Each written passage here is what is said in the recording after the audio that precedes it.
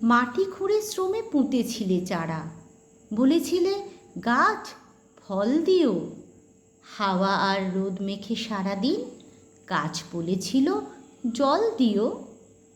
গাছ চেয়েছিল জল আর সার, তুমি চেয়েছিলে পাতার বাহার, ডালপালা মেলে বড় হোক শুধু।